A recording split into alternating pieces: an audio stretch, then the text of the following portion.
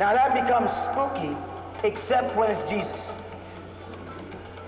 You know, when it's anybody else, something spooky. But when it comes to Jesus, God came down, sent an angel from heaven with a package. He gave it to her. She had Jesus. That's cool. A package baby is cool. But when I say there's records in Africa that the Dogons keep of the numbers who came from the star, Sept, and by the way, Sept is where they get September, which is the 9th month, and ties back into the 9, which is our sacred number again. And then he came to earth, or these beings came to earth as the Agdog or the Inads. You follow that? The Inads would be equivalent to the angelic beings. The Agdog would be equivalent to the serpent people. Now, they made the serpent people in the Bible the devil, in their Bible. Yet now they admit that human beings were and are reptilians. That we lived in a sack of water, and we still live in a moist atmosphere. We had gills and lungs, and we once were tadpoles and have tails. We have scales that we don't put on cold cream. You follow? So we are a form of reptilian. But the devil in Genesis chapter 3 is called Nahash. And they say serpent, but the word serpent is not there. The word serpent is later in there as Tanin, as a dragon, or a form of a dinosaur. But not serpent in Genesis 3, a whisperer. Now how does that tie in? Because whoever was in Genesis in chapter 3 was whispering to Eve. Snakes don't talk. They can't talk. But humans can whisper. You know what's so interesting about whispering? It takes a certain amount of intelligence to be able to whisper. How loud is a legal whisper?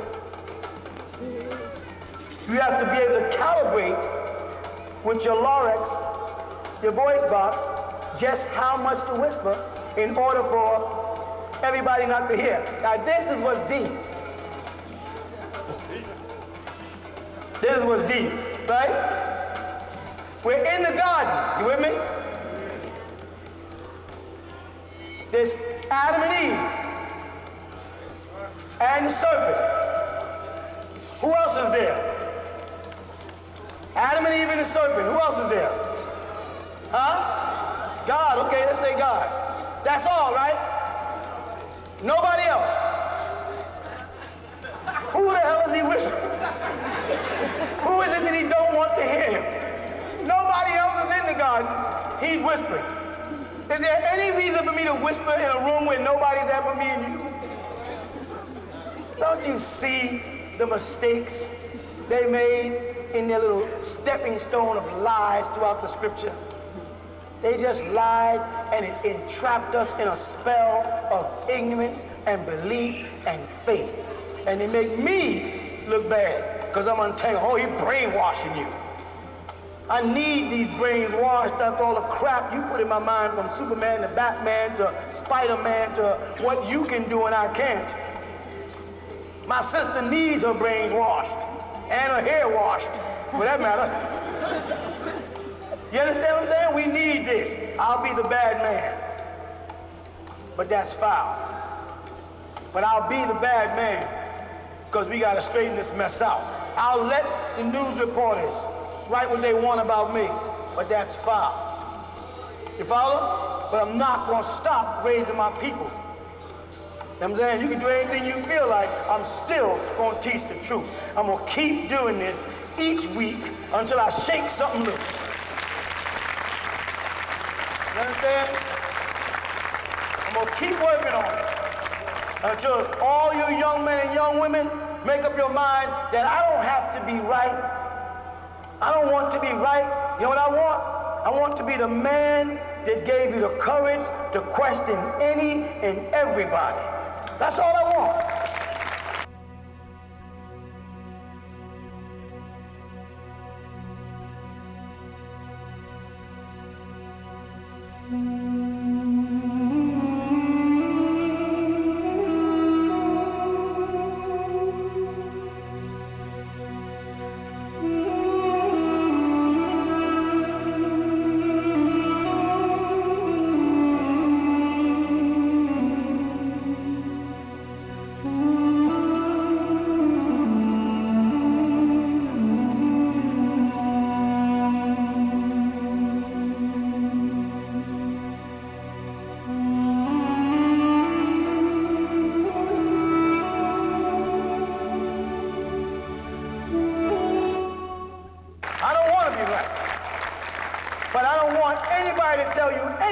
but you don't say, prove it. Not after all the shit we've been through. Give me the Bible, ask the man, can he read it? Yo, Rev, can you read this Bible? He said, yes. So you read Hebrew? No, so you ain't read the Bible yet. Yes, I read it in English. King James, was King James a rabbi? No, so why should I listen to you? Because there's salvation in it? I already have salvation if you get the hell out of my life. The only hell I'm having, I'm catching from you. You are my hell. Black people don't have no problem without white people in our lives making competitions, having us rivals against each other. He created a system that we all were farmers and lived off the land, right? And the women weaved the clothes and the men worked the fields. What would be our biggest problem? The weather. Making sure there's rain to grow our crops. He brought in the hate. He brought in the devilishment. He brought in the rivalry among us. He brought in beauty and ugly. He brought in fat and skinny. He brought all that in with him to keep you and I worshiping his image and his likeness. And when we give it back, he can't handle it. When he finds a black man with dreads, he's like, why? I walk with about 12 people, and all these sisters hang out with me, have short afros and one braid, otherwise you can't hang out with me, point blank. You see what I'm saying? When you walk with me, you have to do it right. And as we walk, wherever we go, and we stop somewhere in a restaurant and sit down, you know what they say to them? What are y'all? We wear black all the time. So why we wear black? We're in mourning. And plus, it's the only real color. God was in black before he cut on the light. That's why, so I'm in a state of godliness. Wasn't God darkness? Wasn't darkness first? He said, let there be light, so it wasn't dark. So that's why I stay in black. That makes sense. You got that past? Let's get past that. Now, what are we? We're God. So you want me to say human being? We're God. And you know I'm God, because when you go to South America, you see pictures of gods, you say, those are Aztec gods. Those are Mayan gods. When you go to Egypt, you see statues, you say, those are, see them pictures over there? Those are gods. They brown skin in Egypt, they're brown skin in South America. When you come back, I'm a nigga. I'm God when you're on vacation in Egypt, and nigga when you get back to New York. So I gotta introduce you to who I am. I am God. So are you. And don't think I'm saying I am God as the first person singing the only God. Don't go run out here and say, he said he was the only God. Tell the truth. Tell the truth. I'm saying all of us are gods, because we're going to take control of our own lives. We don't trust you. We don't trust your hospitals. We don't trust your schools. We don't trust the sheriff's department, the police department. We don't trust none of you do no more. We got to take control of our own lives. Yes. Go ahead. Hydroencephalic is what you're talking about. Yeah. Water in the brain, what does it mean to be in that state, to have water in the brain? What does that render us to? What abilities do we have? You know what's strange about that? I'm gonna tell you what's strange about that. Once you get past a certain age, I think it's 35, you tend to drink less water. And as a result of drinking less water, your brain begins to shrink and your memory goes. They tell you if you drink a glass of water, which I do every hour, you drink, except when I'm out here with you bums. You drink a glass of water, he's trying to help me over there though. You drink a glass of water every hour, they say it feeds the brain. Hydroencephalic means your brain or your skull or your cranium is extra large, right? That's nothing but an inflammation, that's a swelling in the brain. It doesn't mean that you are defective. It means you come from a tribe of people that may have become extinct. You know what I'm saying? Whenever they see a defect in us, we become some type of freak. Whenever they got a defect in one of them, there's a reason. You got little white kids who can't go out in the sun, but there's a reason. You got little white people, you got white people who get cut, called hemophilia, bleed to death with one cut, but there's a reason. Follow what I'm trying to say? When it comes to us, keloids, that's a deformity. So unless you're having water on the brain that's putting pressure on nerve centers that are interfering with the flow of thought, you ain't gonna worry about it, or anybody you know. Okay? As the mysteries of Egypt intrigued you, the secrets of the pyramids and the scientists that built them, well, now you can have these secrets. Now you can enter into ancient Egyptian order and learn who and what you are. Who built the pyramids? Why? Medicine, alchemy, the secrets of symbolism revealed to you. Enter the ancient Egyptian order now. Yes. Who else? Oh, somebody. Robert. I can see you. Robert. Robert Pops. I wanted to know the state of blackness and Kaloon. What is the connection, or is there a difference between the two? The state of blackness and all, right? Yes. Okay, all precedes light, because light is a thing. And let me explain what I mean by light is a thing. Remember I said last week, there's no such thing as light? When they say light, they're talking about different moods of vibrational energies. That means minute particles that are coming from the sun at you at different speeds, and you'd call them light. There is no such thing as the light. There's energy coming from that thing, and we're picking it up as lights, and it's not a beam of solid mass, it's particles of energy. You understand what I'm saying? So therefore, what we're calling light is not a mass, a whole. It's within the whole, like, let's say, you have two major lights. You have fluorescent and incandescent, right? That up there is incandescent. It's blinking, but you don't see it because it's blinking so fast. It's going off and on. Whereas fluorescent fills the tube with certain gas and it lights, and it just stays permanent, but there's still little particles of gas in the tube that gives you this illuminating thought. You hear me?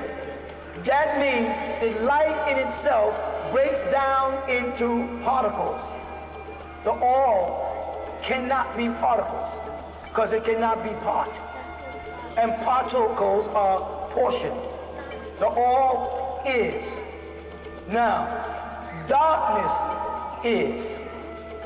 Darkness can't be particles because light's particles manifest in darkness's existence as a all. So yes, Kaloon and darkness is all. God is light. And God is a particle in the darkness. Because God is talking from the darkness about what he's going to do with light. So God is at a specific point in space and time when he says, let there be light. Let there be light. Or let light exist.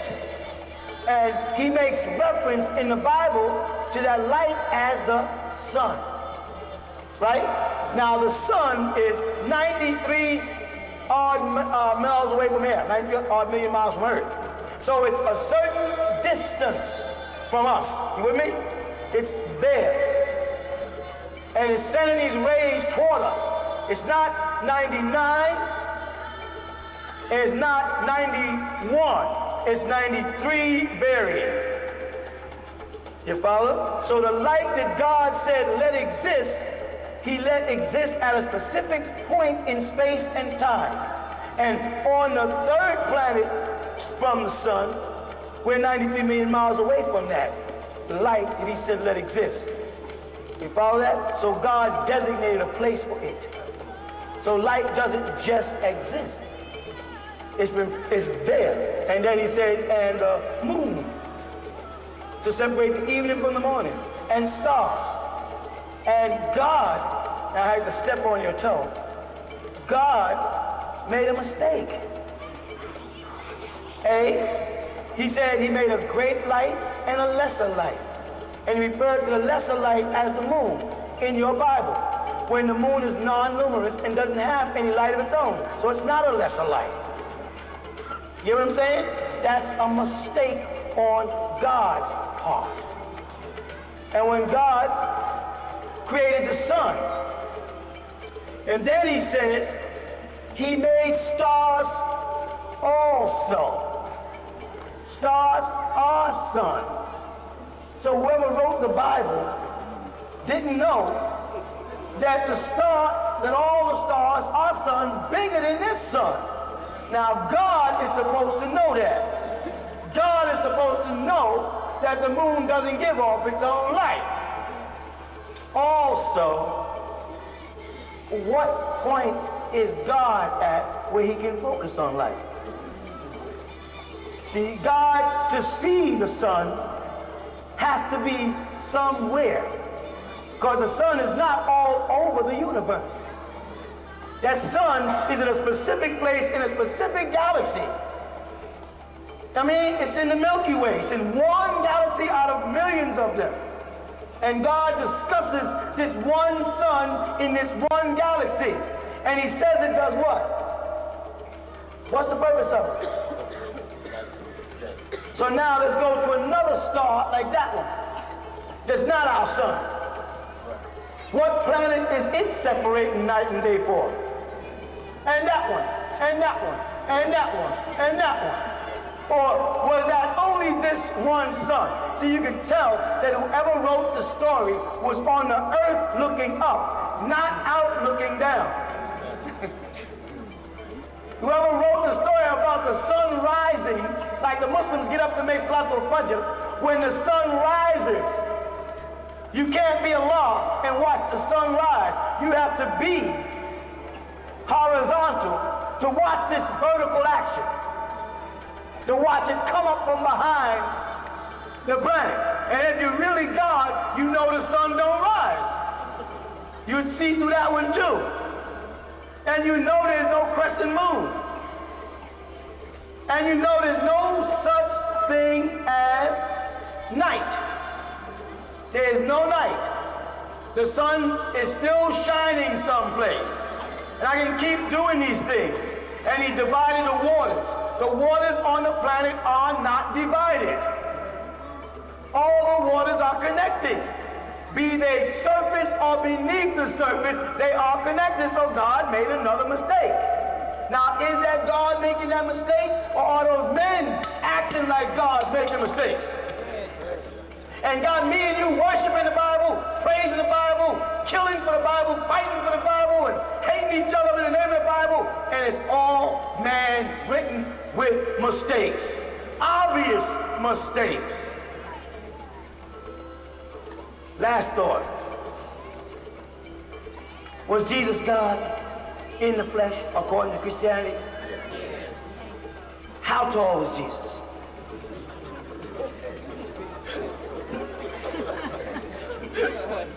It's simple. How tall was Jesus? Don't guess, no. How tall was Jesus? Because if Jesus is not as tall as Kareem Abdul-Jabbar, then he wasn't big enough. He wasn't big enough. He wasn't Akbar. He wasn't the biggest. How big was Jesus? If he was God incarnated, someone was heftier than him or stronger than him, then that man was the strength that God didn't have, the power that God didn't have. And if man is in the image and the likeness of God, which one of us, 5'1", 5'2", 5'3", 5'4.5", 6'1", 6'2", which is the image and likeness of God? Because if I make an image and likeness of a statue, unless I specify that it is a miniature version of it, it should be a replica or duplicate. And if we're in the image and after the likeness of God, then we should all be the same height, the same weight, the same nose shape, same eye structure. We should all look the same. Now, who is in the image and after the likeness of God? Another mistake. God is a he in the Bible. So in whose image and likeness is she? And don't say man's because she doesn't have a penis. Well, she does, but it's not as elongated as man's. We hope.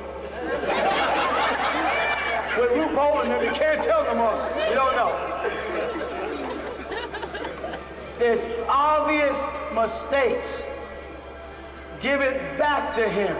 Give him back his garbage. Give him back his junk. Give him back his myths. Give him back his white superiority complex and black inferiority complex. Give him back his penis envy problems. Give it all back to him. You understand? And take a grip on ourselves. Get involved with us. Start to worship you and work your way through you to your mother and father and on back to your ancestors. Make a spiritual and blood link.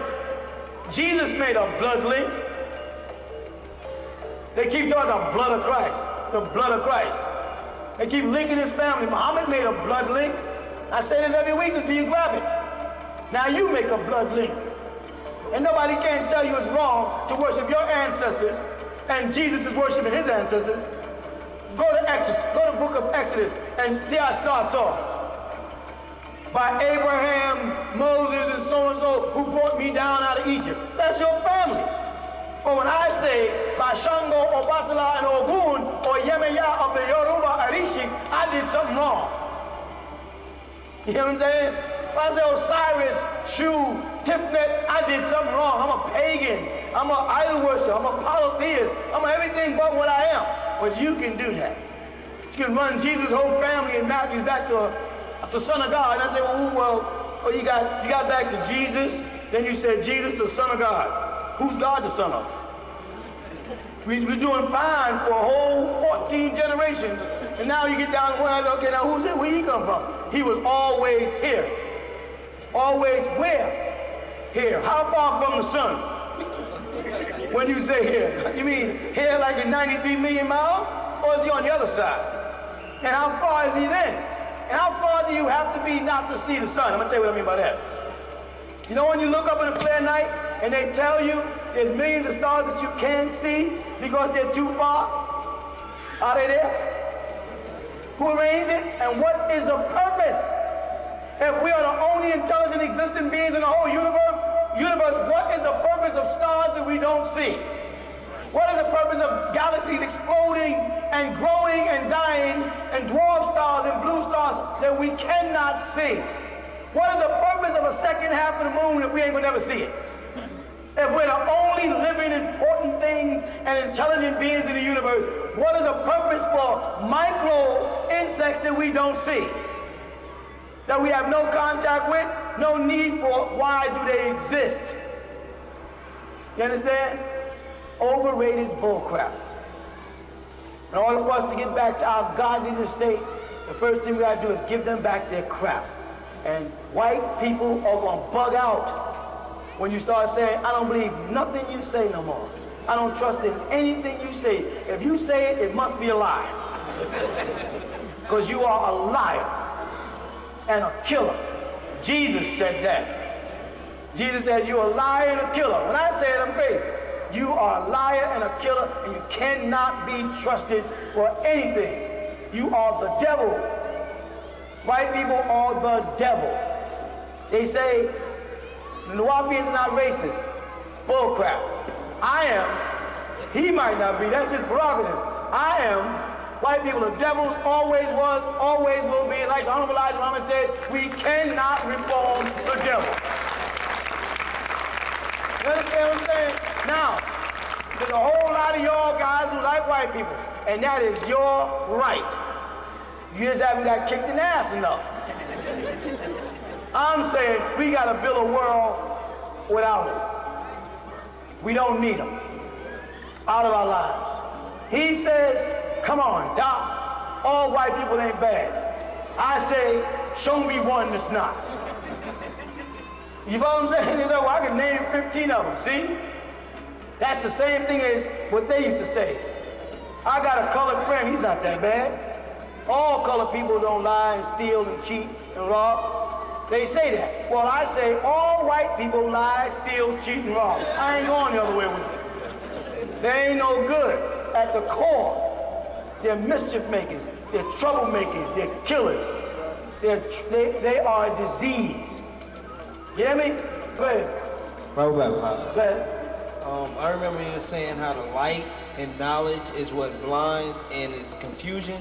Right. So is it that the information that transforms us, or is it the meditation? I laugh because the statement answers itself. The informed. The fact that you have to be informed. That's where the problem comes in. See, when you click on the light, you start differentiating. You start evaluating. You follow what I'm saying? Before the light, there's no differentiation and no evaluation, only judgment. You follow? And if you could judge things without seeing them, you'd be judging them by their worth. And if you have to see them, you're judging them by their appearance. When a man points a gun, you don't know until it's loaded. You follow? But by television and the past, it appears that this could be very dangerous to you, so you immediately, now suppose I pull out a gun in the dark, I got a gun on you. You don't know. You follow what I'm saying? Because the light on, you see the gun, you go, hey.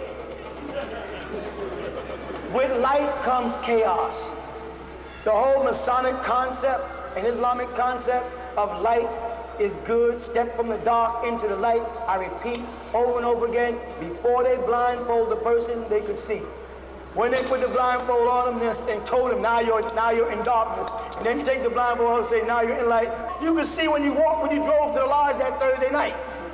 You didn't have no blindfold on when you drove to the lodge. You saw everything. So it's a ritual to imply that light is right and white is right.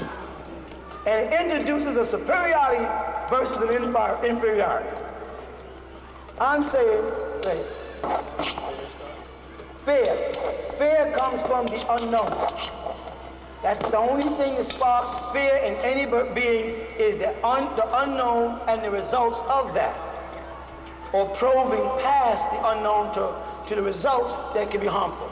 That's what fear is about. You know, once you solve the problem, it no longer frightens you.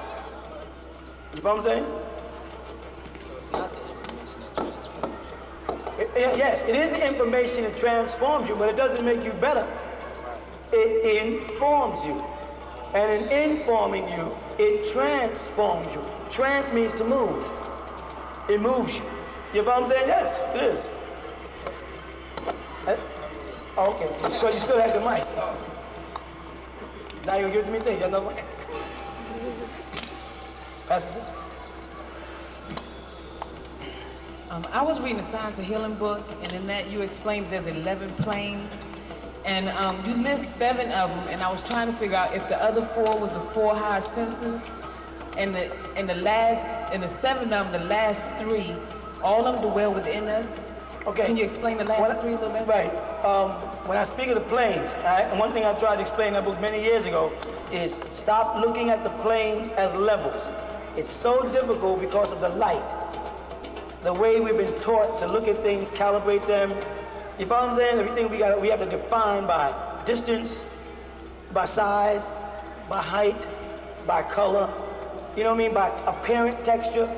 So when we think of the planes, we start thinking of them as layers or steps upward, because you have to draw 1, 2, 3 on a piece of paper, otherwise all the lines will be in the same spot and you'll never be able to explain yourself. You follow? So what I did is I went to 7, 8, 9, 10, 11 and stopped, because at the time that I wrote that book, I was writing that book as a Muslim, and I was teaching them about the things in this realm, and stepping from this realm, which is the material plane, the most dense form of matter, which in itself, matter subdivides into different forms of matter based on the motion of the electrons and protons around the nucleus of the atom. Protons, neutrons, in other words, like you say, 26, the atomic number is iron. And iron is more dense than, let's say, carbon, which is 6. So the motion of the motion of the atom is different. Still matter though. So your body is composed of several forms of matter. Your teeth is one, your skin is another, your hair, though it's made of the same stuff as your teeth, it's not as dense or hard as the teeth. So in the physical plane of matter, there are various degrees of matter. You follow? Then once you step out of matter, you go into, or the physical plane, you go into what's referred to as the plane of force. The plane of force stimulates the physical. That means the tree, the bulk wood, lifeless, is 1 degree of the physical plane. The life force, the water and the sun, and the minute particles of living energy that makes it grow, blossom, and etc., that energy in there is called the plane of force.